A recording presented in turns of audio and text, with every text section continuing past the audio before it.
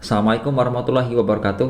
Apa kabar teman-teman semuanya? Saya doakan kita semua ada dalam keadaan yang sehat walafiat, senantiasa sukses dalam menjalankan semua aktivitasnya. Amin ya Allah ya Rabbal Alamin.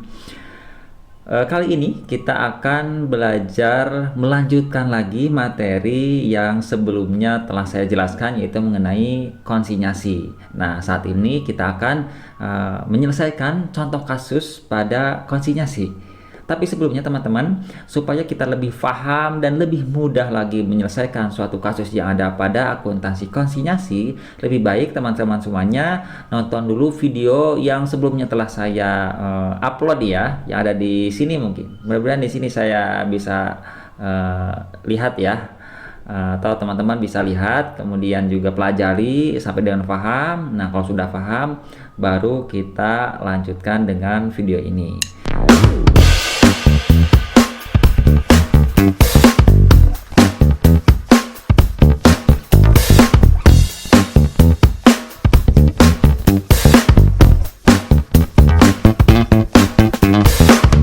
Oke, bagi teman-teman yang sudah paham, yang sudah nonton maksudnya, nah sekarang kita akan mulai belajar untuk menyelesaikan kasus akuntansi konsinyasi. Mudah-mudahan kita bisa mengaplikasikannya dalam kehidupan kita sehari-hari. Dalam kehidupan kita sehari-hari begitu. Oke, kita mulai saja ya.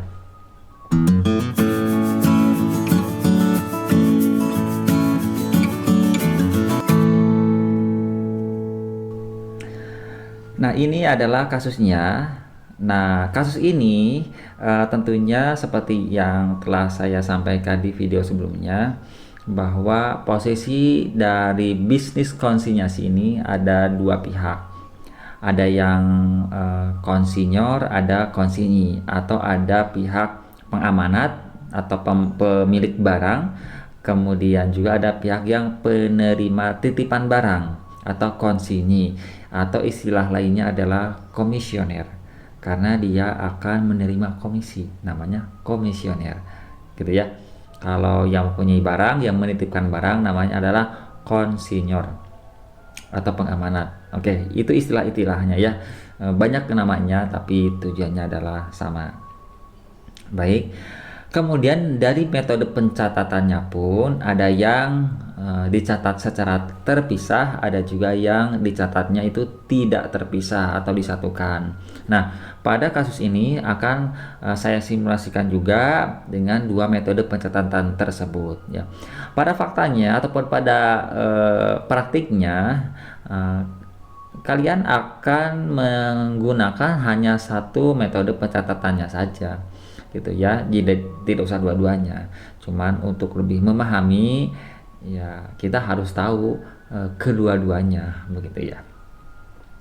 Baik, ini adalah kasus yang untuk sementara ini diposisikan sebagai komisioner. Jadi kita posisinya sebagai komisioner atau pihak yang dititipkan barang atau konsinyi, yaitu CV Audio Sakti. Transaksinya adalah sebagai berikut. Pada tanggal 1 Desember 2016, penerimaan barang komisi dari PT BAN. PT BAN ini adalah konsinyornya ya, yaitu 100 buah printer untuk dijual dengan harga 1 juta per buah. Oke teman-teman, pada saat kita menerima barang ya dari konsinyor, maka apa yang harus kita lakukan? Bagaimana pencatatannya?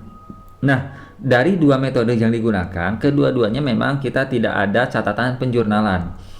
Alasannya adalah karena barang yang diterima oleh kita, oleh konsinyi, itu adalah masih barang konsinyor ya, karena kepemilikannya belum berpindah, hanya dititipkan. Jadi barang yang ada di perusahaan kita atau di toko kita itu adalah barang konsinyor, jadi bukan barang kita, sehingga di situ tidak ada catatan penjurnalan, hanya memorandum aja. Kalau memorandum hanya catatan aja bahwa menunjukkan bahwa ini barang milik PT BAN gitu. Ini bukan barang kita, sehingga pengakuannya belum beralih ke kita. Kan proses bisnis seperti itu ya dari konsinyasi. Baru nanti kita catat itu kalau barang yang ada di kita itu, yang dititipkan ke kita itu kita jual dan perpindahan kepemilikan sudah beralih ke pihak ketiga. Nah, di situ baru kita akan mencatat adanya penjualan. Oke, jadi sampai saat ini pada saat dititipkan tidak ada penjurnalan. Nah, ceritanya nih teman-teman, selama 1 bulan, tanggal 1 sampai 31 Desember 2016, nah 100 printer tersebut itu terjual, ya. Jadi harganya 1 juta ya. Kenapa harga 1 juta dan kenapa kita tidak menaikkan harganya? Ya karena harga jual itu ditentukan oleh konsinyur. Jadi kita yang dititipkan barang tidak berhak mengganti ataupun merubah harga. Harga tetap ditentukan oleh konsinyur. Ya, kita hanya dititipkan untuk menjual saja. Ya, tapi kita punya fee-nya, kita punya komisi. Ya, dan kasus ini komisinya adalah sebesar 25% setiap barang yang terjual. Ya, selama bulan Desember ini 100 barang atau 100 printer ini terjual. Harganya 1 juta dan kita memiliki atau berhak atas komisi sebesar 25%. Bagaimana cara mencatatnya dengan metode dicatat terpisah ya. Ya. Pada saat ini jurnalnya agak sedikit aneh ya. Oke, misalkan penjualan dilakukan kepada pihak luar itu dengan non tunai atau dengan tidak tunai ya, dengan kredit. Maka di debitnya adalah piutang dagang, di kreditnya adalah barang komisi. Oke, piutang dagang kita mengklaim karena barang telah kita jual tapi uangnya belum kita terima. Itu saya kira sudah paham ya. Tapi untuk akun yang kedua, ini akunnya adalah barang komisi di kredit. Nah, ini kenapa langsung di kredit gitu ya, nggak ada di debitnya. Nah, inilah yang namanya pencatatan metode terpisah. Jadi seperti ini, tiba-tiba barang komisi di kredit ya, jadi ada posisi minus kan kayak gitu ya. Tidak ada barang masuk tapi barang tiba-tiba di kreditnya. Seperti inilah anehnya catatan terpisah ya. Tapi tenang saja, ketika kita akan melaporkan posisi barang komisi ini, nanti barang komisi ini akan ada akun di debitnya sehingga nanti akan impas gitu ya. Untuk sementara seperti ini dulu. Kemudian untuk metode catatan yang tak terpisah yang disatukan, maka jurnalnya seperti penjualan yang kita lakukan. Ya, karena metode tidak terpisah itu adalah penjualan yang kita lakukan barang atas barang komisi ini akan disatukan dengan barang yang kita jual milik kita sendiri, gitu ya. Karena posisi kita sebagai konsinyur itu kan bisa saja bahwa barang yang dijual itu bukan barang komisi saja, bukan barang dari konsinyasi, tapi juga kita memiliki barang sendiri yang kita jual sendiri dan itu adalah sebagai penjualan yang biasa. Berarti ada dua jenis barang, ada barang konsinyasi dan barang milik kita, kemudian kita jual. Nah, kalau pencatatannya itu adalah tidak dipisahkan atau disatukan, maka barang komisi ini yang kita jual itu penjurnalannya hampir sama dengan penjualan yang biasa kita lakukan gitu ya. Jurnalnya ada dua, satu menjurnal penjualannya, jurnalnya adalah piutang dagang pada penjualan, itu normal, itu seperti biasanya. Nah, yang kedua untuk berbicara mengenai HPP-nya, nah kita akan ngitung HPP-nya. HPP-nya itu adalah dikurangi oleh komisi yang akan kita terima. Nah, komisi yang akan kita terima itu adalah 25%, berarti 75%-nya itu adalah HPP-nya atau barang yang kita belinya, dianggapnya seperti itu. Jadi, akan ada lagi jurnal yang kedua, yaitu adalah jurnal pembelian sebesar 75 juta, berarti 75% kali 100 juta. Yaitu 75 juta, karena yang 25%-nya atau 25 jutanya adalah hak kita gitu ya, itu debit. Di kreditnya adalah hutang 75 juta. Well, kenapa ada hutang gitu ya? Nah, karena hutang ini timbul karena kita ketika barang telah dijual oleh kita, maka kita tiba-tiba mempunyai hutang atas pembelian barang dari konsinyur ya. Artinya adalah uang yang 75 juta ini harus kita kembalikan kepada konsinyur dan yang 25 jutanya adalah milik kita. Jadi tidak seperti ini, pembelian 100 juta, hutang 100 juta, enggak 100 juta lagi ya. Karena ada hak kitanya sebesar 25%, maka hutang kita ke konsinyur hanya 75 juta. Seperti itu. Jadi clear kan? Oke, itu seperti penjualan yang biasa gitu. Ceritanya itu udah beres. Nah, kemudian ada transaksi yang lain lagi. Apa? Nah, dibayar ongkos angkut lokal untuk 100 buah printer sebesar 500.000. Nah, ini jika angkut barang dari konsinyur ke konsinyi dibayar oleh konsinyi oleh kita sebesar 500.000, maka uang yang dikeluarkan oleh kita berarti akan ada kas keluar oleh kita sebesar 500.000 ya. Di debitnya ini yang menjadi pembedanya di debitnya.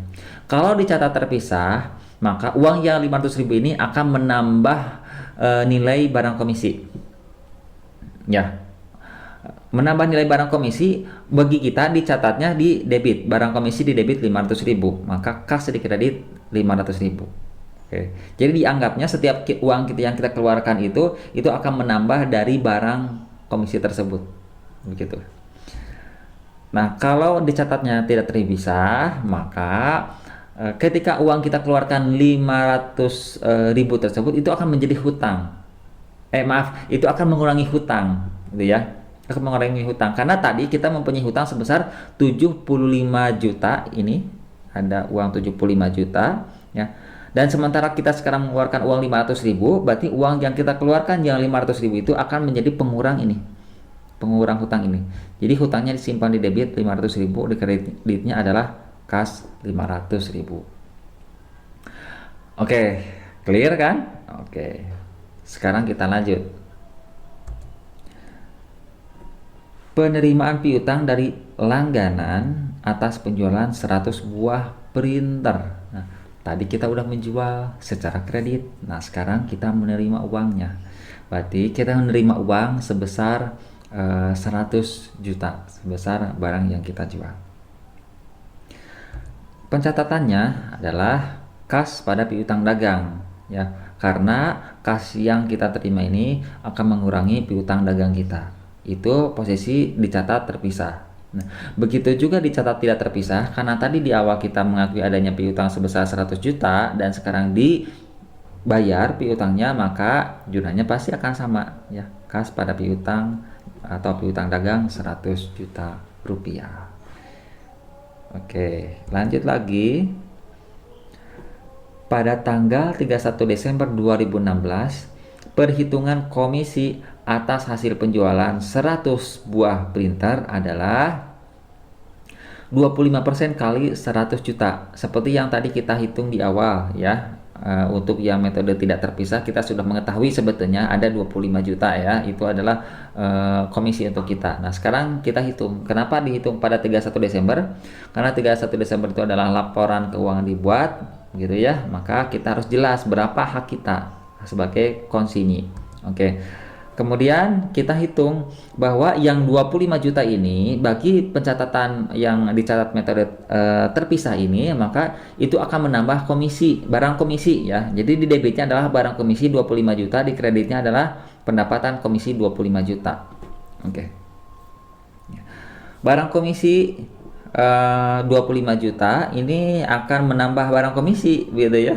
Nah, seperti yang tadi barang komisi ketika kita membayar ongkos angkut gitu.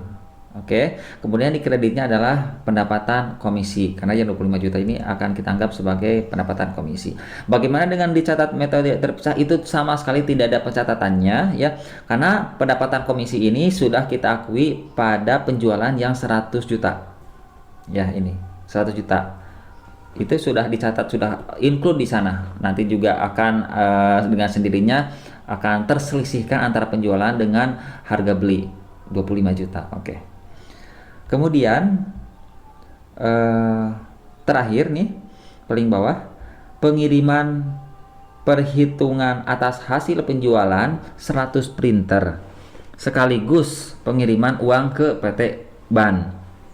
Nah, ceritanya di akhir tahun ini kita ngitung barang. Kemudian 100 printer udah kita hitung begitu ya. Nah, bagaimana cara penyelesaiannya? Nah, cara penyelesaiannya adalah kita akan membayar hutang berapa kepada konsinyor gitu ya. Nah, maka kita hitung. Nah, tadi kita telah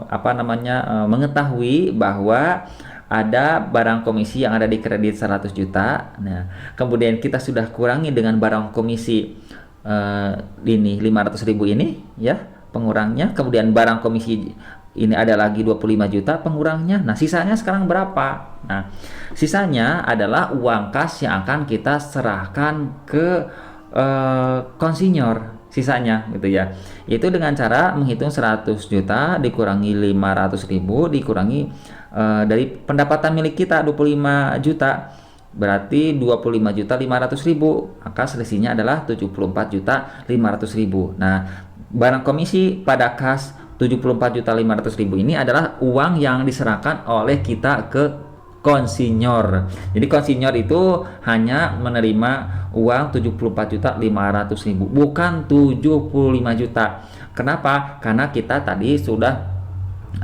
memberikan dana talang ongkos angkut ini sebesar 500.000 ya. Gitu ya. Karena seharusnya yang bayar itu adalah pemilik barang. Pemilik barang kan menyerahkan barang ke kita, masa kita yang bayar ya? Kita kan nerima bersih. Kalaupun kita yang bayar harus diganti. Nah, kasusnya seperti ini. Kita bayarin dulu di awal. Nah, kalau sudah kita waktunya kita menyerahkan uang kas hasil penjualan kepada konsinyor, maka di situ dipotong dulu sebesar 500.000. Jadi jatuhnya uang yang diserahkan ke konsinyor adalah sebesar 74.500.000. Gitu ya. Jumlahnya gini ya, barang komisi pada kas. Tapi kalau metodenya yang dicatat tidak terpisah, maka hutang pada kas. Kenapa hutang? Karena tadi kita sudah menjurnal adanya hutang di sininya, hutang. Kas sekarang hutang yang 75 juta dikurangi hutang yang 500.000, selisihnya 74.500.000 sekarang kita bayarkan. Oke, begitu. Oke, selanjutnya kita akan memposisikan diri sebagai pemilik barang atau konsinyor. Tapi sebelumnya jangan kemana-mana dulu.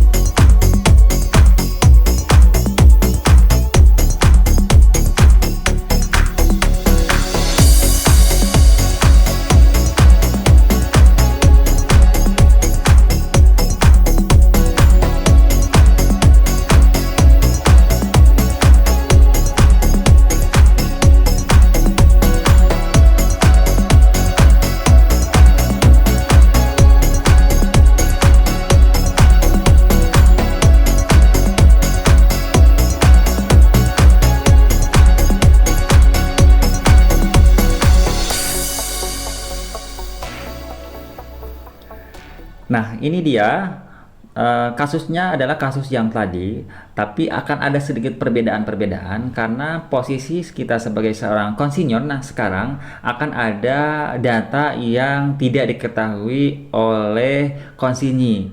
Jadi, sebagian datanya kita telah tahu tadi seperti apa. Nah, sebagian lagi akan kita ketahui pada kasus ini. Oke, kita mulai.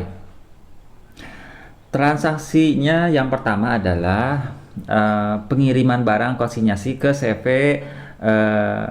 AS tadi ya, yaitu satu buah printer 1 juta per buah harganya.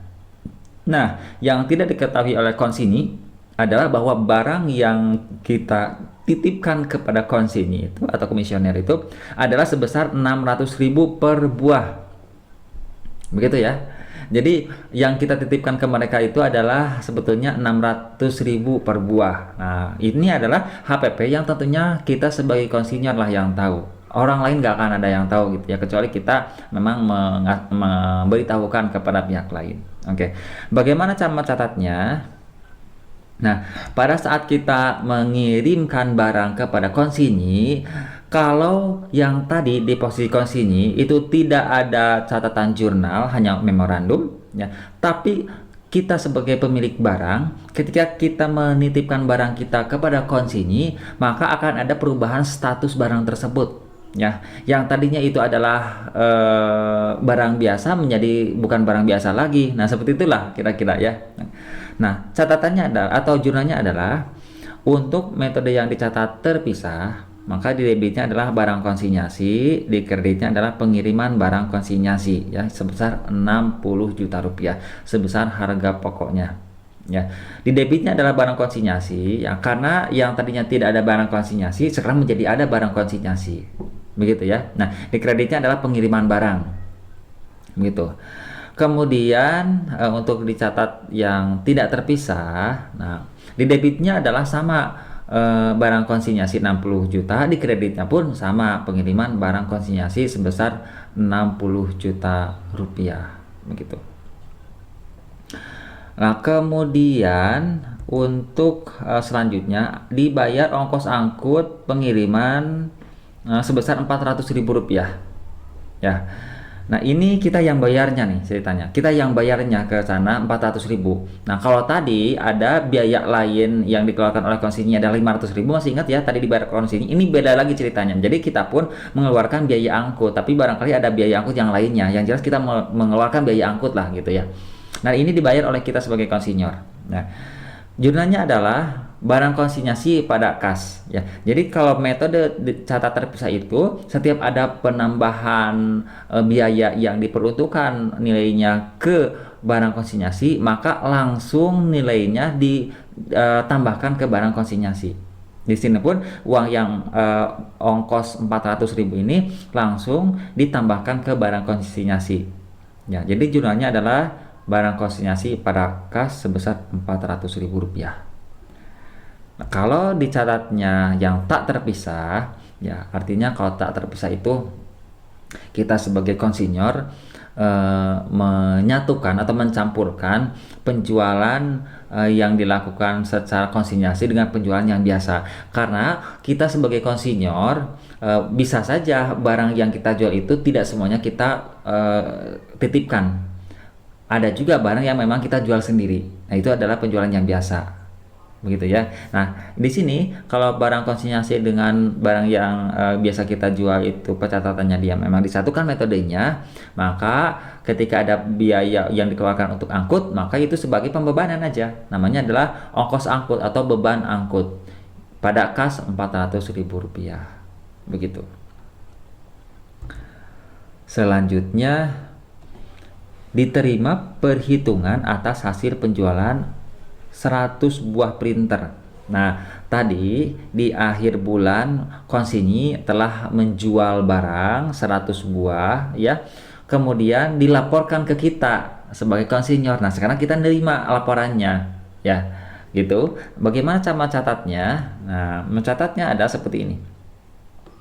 Di debitnya adalah piutang dagang 74.500.000, di kreditnya adalah penjualan konsinyasi 74.500.000. Nah, ini sesuai dengan hitung-hitungan yang dilakukan oleh konsinyii karena konsinyii tadi telah melakukan penjualan, berikut juga telah mengeluarkan uang untuk ongkos angkut sebesar 500.000 sehingga penjualan yang kita lakukan berdasarkan transaksi konsinyasi ini, maka hak kita atas piutangnya bukan 75 juta ya, tapi 74.500.000 ya, karena seharusnya yang 500.000 yang dikeluarkan oleh konsinyii untuk angkut itu seharusnya dikeluarkan oleh kita, tapi ditalangin oleh dia. Nah, sekarang yang 500.000-nya sekarang kita bayarin ke dia gitu, jadi kita nerima piutangnya hanya 74.500.000 rupiah. Oke, sekali lagi jurnalnya adalah piutang dagang pada penjualan konsinyasi 74.500.000 rupiah.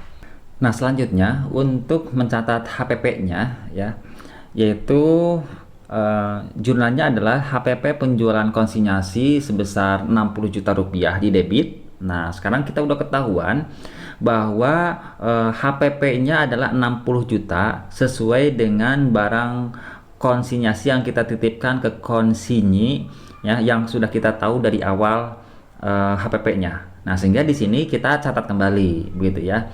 Nah, kemudian biaya penjualan konsinyasinya adalah 400.000, kemudian di kreditnya barang konsinyasi 60.040.000. Nah, berarti itu total HPP itu sebetulnya barang yang diserahkan itu adalah 60.400.000, sebetulnya gitu ya. Oke. Kemudian untuk yang dicatatnya tidak terpisah, jurnalnya adalah piutang dagang pada penjualan konsinyasi sebesar 74.500.000. Jadi cukup satu jurnal. Oke.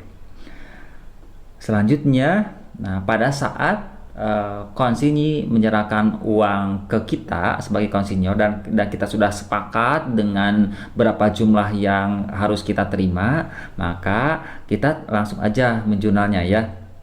Ya.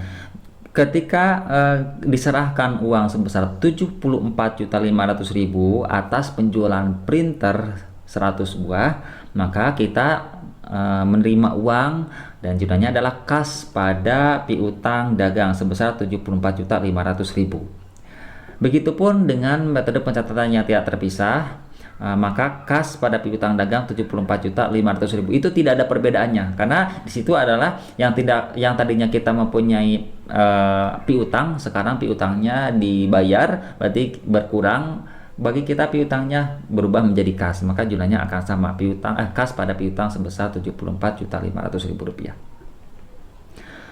Terakhir, membuat jurnal penutup ya, karena setiap kita membuat laporan keuangan selalu dibuat jurnal penutup khusus untuk akun-akun nominal ya. Jurnalnya untuk metode dicatat terpisah adalah pengiriman barang konsinyasi pada laba rugi 60 juta rupiah. Nih teman-teman, ini sudah paham lah ya, pasti yang namanya pengiriman barang konsinyasi ini nilainya adalah 60 juta ya, sesuai dengan yang di awal tadi ini untuk menutup ini, karena ini adalah akun nominal begitu. Kemudian ditutup pada akun laba rugi, atau kalau di pengantar akuntansi atau akuntansi dasar pada saat kita menutup akun-akun nominal adalah namanya ikhtisar laba rugi gitu ya. Sebetulnya ikhtisar laba rugi dengan laba rugi itu hampir sama aja, tujuannya adalah untuk memposisikan apakah itu berpengaruhnya ke laba ataupun ke rugi. Di sini juga sama ya, laba rugi itu sama aja, karena akun laba rugi itu sebetulnya nanti akan hilang akunnya, karena akan berubah dengan laba atau dengan rugi yang ada pada laporan laba rugi gitu ya. Kalau dicatatnya tidak terpisah ya, maka jurnal penutupnya adalah pengiriman barang konsinyasi pada barang konsinyasi. Oke, barang konsinyasi yang tadi kita di awal dicatat 60 juta ini, karena sekarang sudah terjual, hilang, maka langsung ditutup, langsung simpan ke kredit 60 juta rupiah. Nah, pengiriman barang yang tadi di awal ada 60 juta, kita catat lagi di debit, sehingga akan menjadi 0 kedua akun tersebut. Oke, seperti itu ya. Jadi udah selesai, ini udah buat jurnal penutup ya. Transaksi konsinyasi sebetulnya ya seperti itu ya. Kita hanya perlu memperkuat pemahaman mengenai proses bisnis yang ada pada bisnis konsinyasi. Nah, karena yang namanya membuat jurnal umum itu akan lebih mudah kalau kita paham transaksinya ya. Jadi bukan menghafal jurnal. Aduh, kalau jurnal dihafal itu gak akan hafal-hafal. Saya pun tidak hafal kalau disuruh menghafal jurnal. Tapi kalau kita sudah tahu prosesnya, bisnisnya seperti apa, maka jurnal itu akan mengikuti dari alur bisnis tersebut. Oke, teman-teman, saya kira video kita cukup sampai di sini. Mudah-mudahan bermanfaat untuk kita semua yang sedang mempelajari konsinyasi. Terima kasih. Assalamualaikum warahmatullahi wabarakatuh.